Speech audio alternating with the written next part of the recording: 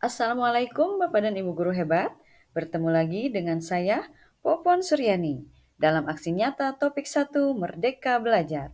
Pada kesempatan ini, saya akan menyebarkan pemahaman tentang Merdeka Belajar.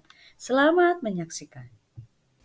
Pada kesempatan ini, saya akan memaparkan seri pelatihan menciptakan kelas Merdeka Belajar.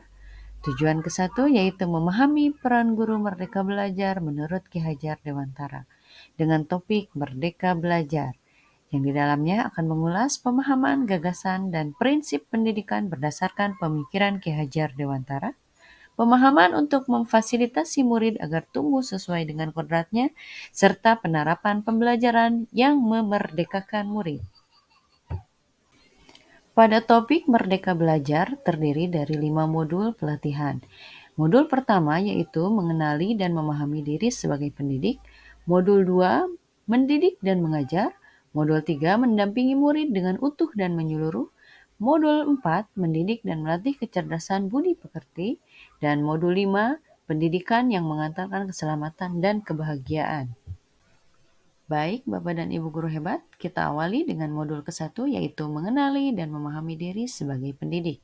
Dengan bahasan pertama yaitu mengenal diri dan perannya sebagai pendidik. Pada modul 1 ini, mengulas tentang refleksi diri dan peran sebagai pendidik untuk selanjutnya memproyeksikan diri menjadi guru seperti apa kita di masa depan. Menurut Ki Hajar Dewantara, manusia merdeka adalah manusia yang hidup dan bersandar pada kekuatan sendiri, baik lahir maupun batin, tidak tergantung kepada orang lain.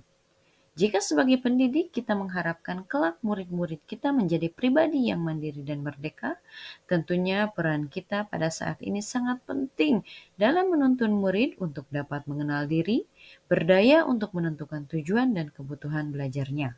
Sebagai pendidik, kita perlu terus belajar agar bisa menghantarkan murid-murid untuk berdaya dan menjadi manusia merdeka.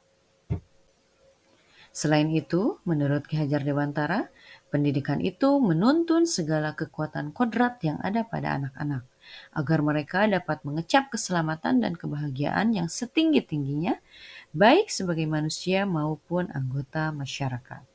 Salah satu langkah awal kita sebagai pendidik adalah bagaimana memaknai dan menghayati pribadi kita sebagai manusia yang merdeka untuk terus belajar.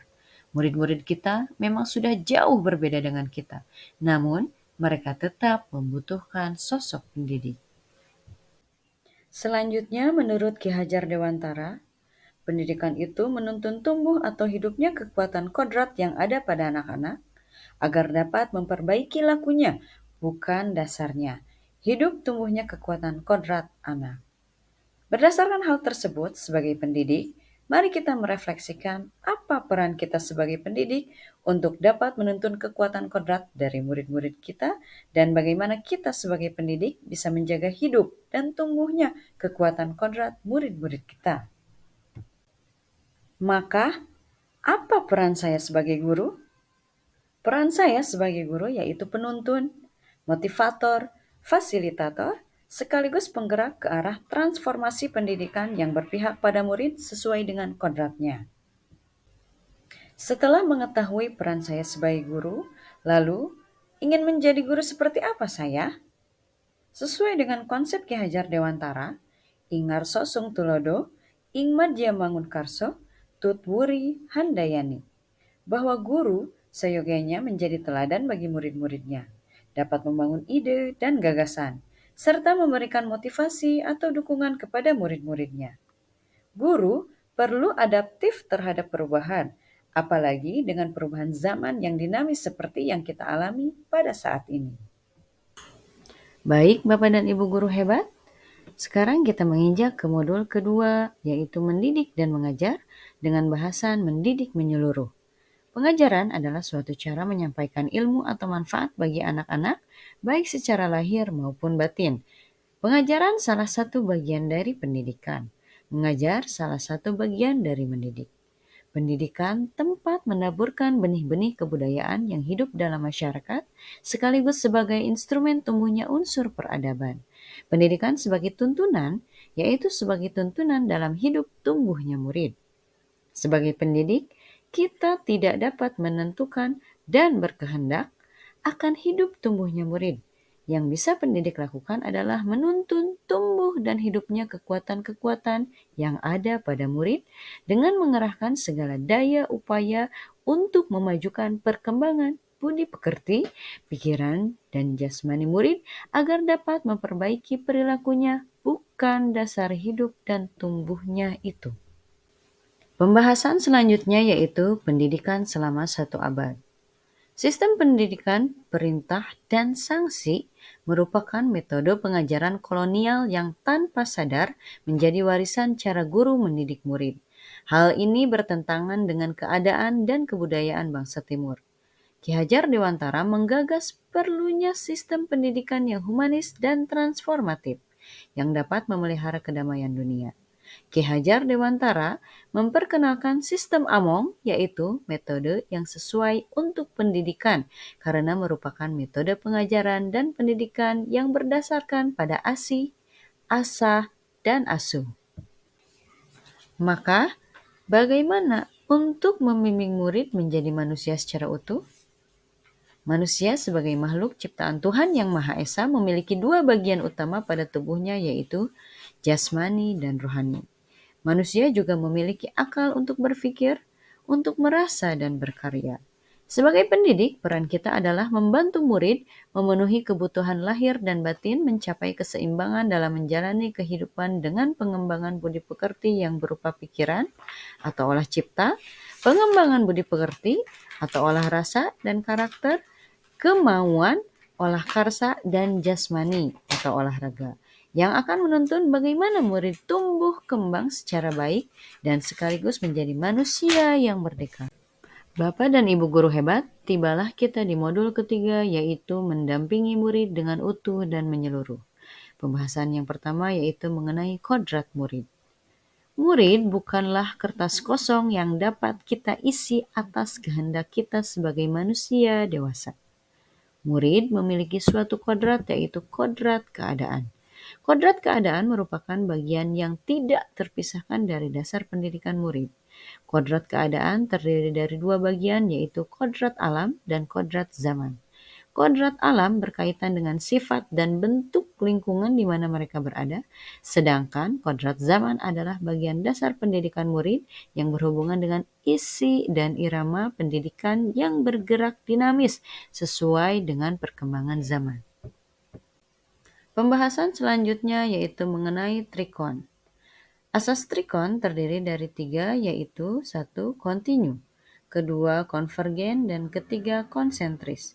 Kontinu yaitu pengembangan yang secara berkesinambungan, dilakukan terus-menerus dengan perencanaan yang baik, terbinanya karakter murid. Konvergen yaitu bersama bangsa lain mengusahakan terbinanya karakter dunia sebagai kesatuan kebudayaan umat manusia sedunia, tanpa mengorbankan nilai atau identitas bangsa masing-masing. Yang ketiga yaitu konsentris, bersikap terbuka tetapi tetap kritis dan selektif terhadap pengaruh kebudayaan di sekitar. Implementasi konsep trikon ini bisa kita amati atau refleksikan dari apa yang sudah terjadi dalam proses pembelajaran. Selanjutnya pada modul 4, mendidik dan melatih kecerdasan budi pekerti. Pembahasan yang pertama yaitu menumbuhkan budi pekerti. Budi pekerti atau watak merupakan hasil dari bersatunya gerak pikiran, perasaan, dan kehendak atau kemauan sehingga menimbulkan suatu tenaga. Budi pekerti juga dapat dimaknai sebagai perpaduan antara cipta atau kognitif dan rasa afektif, sehingga menghasilkan sebuah karsa atau psikomotorik. Menurut Ki Hajar Dewantara, budi pekerti adalah kemampuan kodrat manusia atau individu yang berkaitan dengan bagian biologis dan berperan menentukan karakter seseorang. Keluarga merupakan tempat utama dan yang paling baik dalam melatih karakter anak atau murid. Kita sebagai pendidik di sekolah turut serta membantu murid menemukan kecerdasan budi pekerti dengan tuntunan dan teladan yang sesuai dengan kebutuhan murid. Lalu, bagaimana teori konvergensi dapat berpengaruh terhadap pendidikan? Teori konvergensi didasarkan atas 2 teori utama, yaitu teori tabula rasa dan teori negatif. Teori tabula rasa yang beranggapan kodrat anak ibarat kertas kosong yang dapat diisi dan ditulis oleh pendidik dengan wawasan dan pengetahuan yang diinginkan oleh pendidik. Sedangkan teori negatif yang beranggapan bahwa kodrat anak ibarat kertas yang sudah terisi penuh dengan berbagai coretan dan tulisan. Ki Hajar Dewantara menggabungkan kedua teori tersebut menjadi teori konvergensi. Beliau percaya bahwa kodrat manusia sebagai suatu kertas yang sudah terisi dengan tulisan-tulisan yang samar dan belum jelas arti dan maksudnya. Maka, tugas pendidikan adalah membantu manusia atau individu untuk dapat menebalkan dan memperjelas arti dan maksud tulisan samar yang ada di kertas tersebut dengan tuntunan terbaik. Baiklah Bapak dan Ibu guru hebat, tibalah kita di modul kelima yaitu pendidikan yang mengantarkan keselamatan dan kebahagiaan. Bahasan yang pertama yaitu tentang mengantarkan murid selamat dan bahagia. Fungsi pendidikan mengantarkan murid agar siap hidup dan memberikan kepercayaan kepada murid bahwa di masa depan mereka akan mampu mengisi zamannya. Sebagai pendidik, kita dapat mengantarkan murid selamat dan bahagia di masa depannya dengan tuntunan kita pada masa kini dengan sistem Among dalam proses merdeka belajar pada abad 21. Agar dapat menghantarkan murid selamat dan bahagia, tentunya kita harus menciptakan lingkungan belajar terbaik murid, yaitu dengan cara membimbing murid pada saat ini berarti turut membantu memperbaiki bangsa. Peran keluarga, sekolah, dan masyarakat sangat penting dalam menciptakan lingkungan belajar terbaik murid. Demikianlah Bapak Ibu, pembahasan topik 1 Merdeka Belajar. Berikut ini adalah dokumentasi aksi nyata menyebarkan pemahaman Merdeka Belajar. Dokumentasi umpan balik. Bapak dan Ibu guru hebat, demikianlah aksi nyata topik 1 Merdeka Belajar dengan materi menyebarkan pemahaman Merdeka Belajar. Saya Popon Suryani, terima kasih. Wassalamualaikum warahmatullahi wabarakatuh.